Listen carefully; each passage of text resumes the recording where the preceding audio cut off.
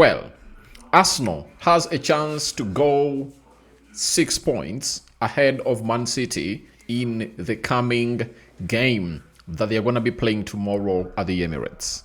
In the midweek, they went ahead to obviously play away in Spain, and they went ahead to really draw 1-1 with Atletico Madrid in a game that was really hard for both teams, but Arsenal went ahead to obviously survive in there for you, and they're going to be playing the return leg on Tuesday. So smash the like button, comment and share. If you're totally watching us for the very first time, endeavor to subscribe to this channel so as not to miss out on stories that we do upload in here on a daily. Rokani David is my name, and hope you guys are really doing well and doing fine. Now, let's obviously head to this beautiful game of football that Arsenal is set to play. And they're playing 2 games consecutively at home, and then later they'll play at home, meaning in the in the Premier League, because they played Newcastle over the weekend. They beat them by 1-0, and here they come to extend their lead to 6 points if they win this game. That's how important this game is. Now, Arsenal is first on the Premier League table with 73 points. Fulham is 10th on the Premier League table with 48 points. Arsenal has gone ahead to score 64 goals. Fulham has gone ahead to score 44. Arsenal has conceded 26 goals. Fulham has gone ahead to concede 20 more goals than Arsenal, meaning they've gone ahead to concede 46 goals. 340 shots for Arsenal, of which 164 are on target, 176 are off target, 150 shots have been blocked by the opponents that Arsenal have gone ahead to play. Then Fulham has 290 shots, 126 have been on target, 164 have been off target, and 136 have been blocked by the opponents that Fulham has gone ahead to face. Arsenal averages a passing accuracy of 83.9% in there for you, and Fulham averages a passing accuracy of 83.74 in there for you, meaning that Fulham really has a much more better football possession percentage, or passing accuracy than Arsenal. 9 points gained from losing positions by Arsenal. Fulham has gained 13. 9 points have been dropped from winning positions by Arsenal. Fulham has gone ahead to drop 11. Now, recent games in the Premier League, Arsenal beat Newcastle by 1-0, and Brentford went ahead to draw with Fulham 0-0. In there for you. Previous meetings, Arsenal and Fulham have played 61 times.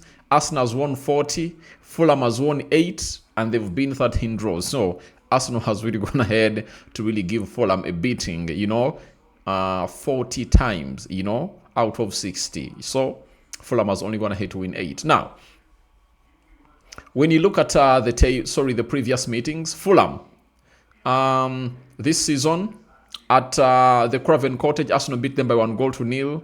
Then in 2025, April 1st, Arsenal beat them by 2-1, and they drew 1-1 at the Craven Cottage. Therefore, you saw last season, aware the Craven Cottage, Arsenal drew with Fulham 1-1, and when they played at the Emirates, Arsenal beat them by 2-1. This season, Arsenal went at the Craven Cottage and beat Fulham by 2-1. So that's exactly how things went ahead to happen in there for you, for the side of Arsenal in there for you. Now, coming into this encounter, Arsenal doesn't have the following players. They don't have Kai Havertz. They don't have Julian Timber. And they don't have Mikel Merino. Right? So, for Martin Odegaard, he's obviously going to be undergoing what we call a late fitness test to see whether he will be available for this encounter. Now, Fulham's second match winning precision came to a premature end, and when he forced off the pitch with injury, and he tore what we call his muscle, and wait to see whether he comes in through.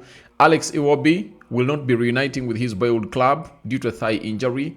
Kevin is working with his way back from an ankle injury, but Kenny Tete is having a foot injury in there for you. So, those players are really out. Iwobi, Tete, Sesenyo, all those are really out. But the rest of the players will be readily available to come in through and obviously play against a team known as Arsenal at the Emirates that capacitates 60,704 people. That is what this is all about. Now, let's go to the probable starting 11 for the side of Arsenal. System 4-2-3-1. We anticipate that he'll shift from a 4-3-3 to a 4-2-3-1 in this particular encounter, getting to this level. And in goal, it's going to be David Raya, man who really had a fine game when Arsenal is drawing with Atletico Madrid in the midweek. Right back, causing a penalty. I know the manager will obviously bring him on to obviously start. He needs consistency and he wants to see the best of Benjamin White into these Arsenal colors before they obviously dispose him off. Left back, we'll talk about a player known as Ricardo Carafiori. I know Hincapié will be rested and Carafiori will give us like 60 full minutes and then Hincapié will come on later.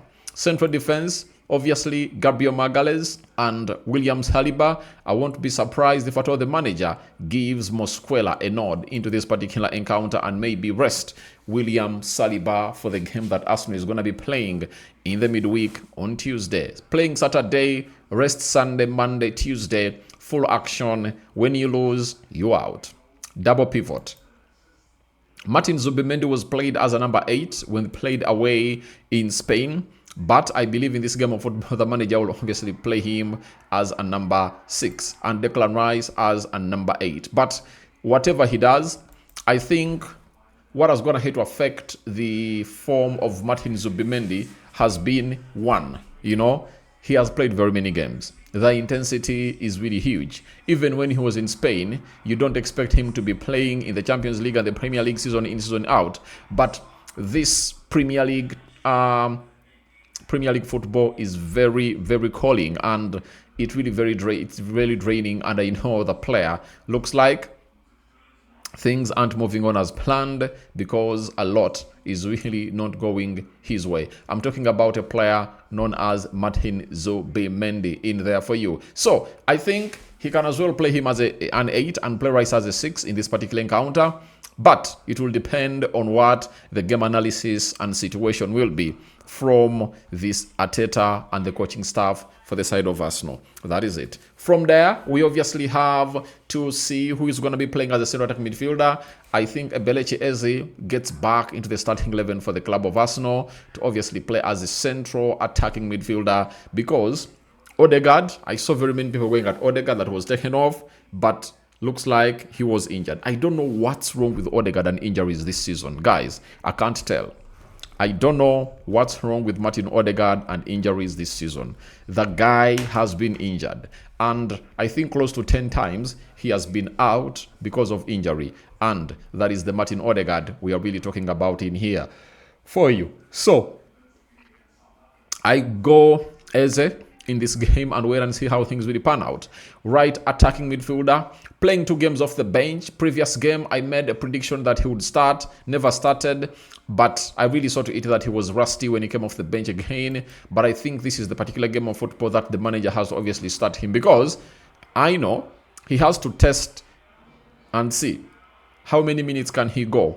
Play him 60 minutes, bring on Noni Madueke and start him in the midweek when you're playing a team against Atletico Madrid. So, Saka, I believe this is the high time they brought him on to start since he returned from injury. Left attacking midfielder, you do have Gabriel Martinelli, you do have Leandro Trossard, and I would start Leandro Trossard in this particular game of football. And we need to see Arsenal unleashing its health to obviously create chances and obviously score many, many goals. Because at a certain point X, this trophy might be served or really be given out at the goal difference. Leading the line, I think it's going to be Victor Gyokeres after scoring his 5th goal in the Champions League, taking his tally to, 19 goals? Because he has 5 in the...